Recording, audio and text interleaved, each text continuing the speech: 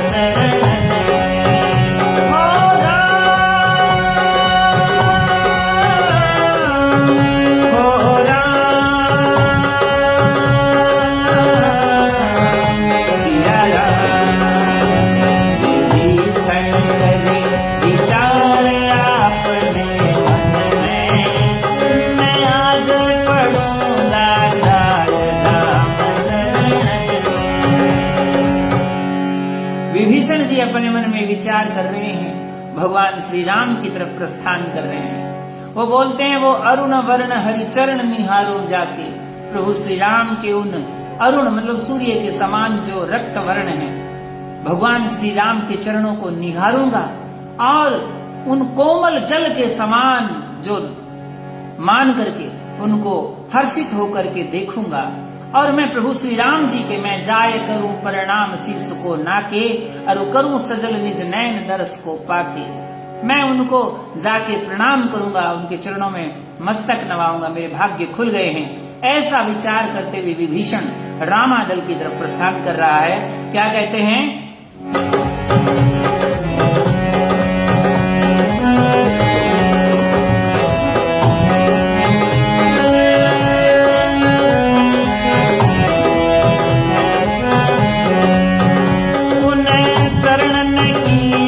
लाग अहिल्या प्यारी, छूट गया था शाप लगी नारी।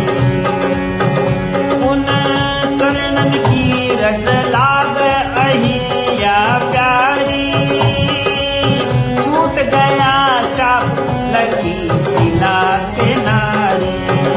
कर जोर चरण पर परी नार दे धारी, वो गई गौतम के द्वार विपन्न कटी सारी। वो गई गौतम के द्वार विपन्न कटी सारी। अब उन चरणन का आज करूं दर्शन मैं, अब उन चरणन का आज करूं दर्शन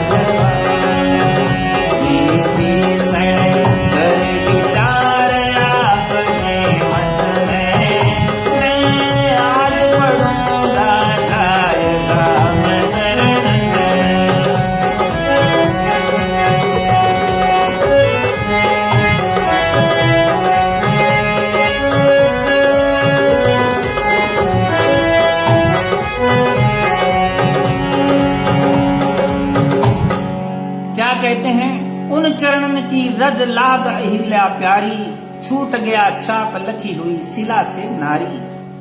वो प्रभु श्री राम के चरण बड़े दिव्य हैं, जिनके चरणों की धूल से अहिल्या जो पत्थर की थी वो नारी रूप में प्रकट हुई। कर जोर चरण पर परी नार देह धारी, वो गई गौतम के द्वार विपत कटी सारी। वो उनके चरणों की रज से गौतम ऋषि के दरवाजे पर वापस चली गई। आज उन चरणन का करूं दर्शन, मैं उन्हीं चरणों का दर्शन करने के लिए मैं आज भगवान श्री राम मेरे आराध्य प्रभु के पास जा रहा हूं। ऐसा विभीषण जी कह रहे हैं, क्योंकि भगवान श्री राम ने बड़ा ही अच्छा काम किया।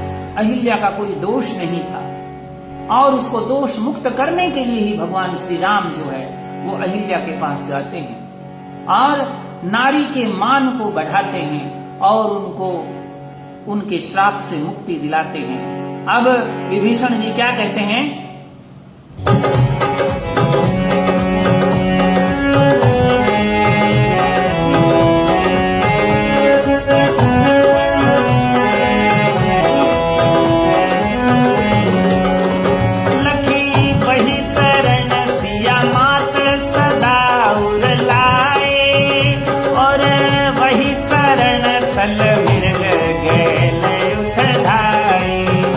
और वही चरण सल मिर्ग गए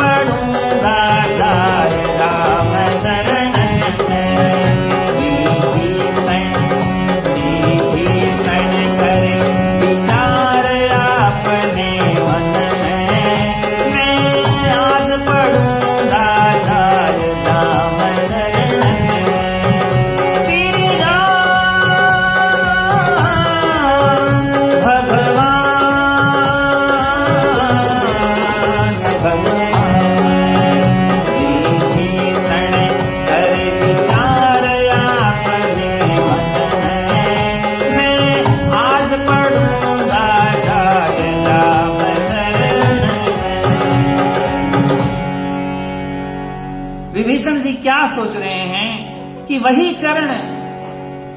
चरण माता सीता अपने हृदय में धारण किए हुए अशोक वाटिका के नीचे पल पल उनका ध्यान कर रही है, और वही चरण एक छलिया मृग के पीछे दौड़ पड़े, और वही चरण ऋषि मुनि जो है अपने मन में हृदय में धारण किए हुए हैं, और वही चरण प्रभु शंकर भगवान जो है वो उनका नित्य ध्यान करते हैं आज। और वही चरण जो है वो दंडक वन में जगह जगह विचरण करते हुए ऋषि मुनियों को निर्भय कर रहे हैं। चरणों की बड़ी महिमा विभीषण जी कहते हैं, और उन्हीं चरण को देख खड़ाऊ सुंदर, दिन रात भरत जी रखे हिय के अंदर। वो ही चरण भरत जी जो है वो सिंहासन पर रख करके उनकी पूजा कर रहे हैं। उन चरणों की महिमा बड़ी अपार है, और आज वही चरण बंदर जो है उनकी सेवा कर रहे हैं और अपने आप को भाग्य समझ रहे हैं। आज उन्हीं चरणों को मैं सभी छल कपट को छोड़ करके निहारूंगा, वो बड़े सुंदर है। कहे रूर चंद लगी तार जन की अनवन में, यानी रूरचंद जी कहते हैं कि इस उलझन के अंदर अगर मेरी तार, मेरा ध्यान प्रभु से लग जाए तो मैं बड़ा भाग्यशाली हो जाऊंगा। क्या कहते हैं? विभीषण करत विचार यस, गया समंदर पार, कपिदल के सन्मुख चला सुमर श्री करता। उन्हीं चरणों का विचार करते हुए विभीषण जो है वो समुद्र पार करता है और कपि सेना के सामने चल पड़ता है।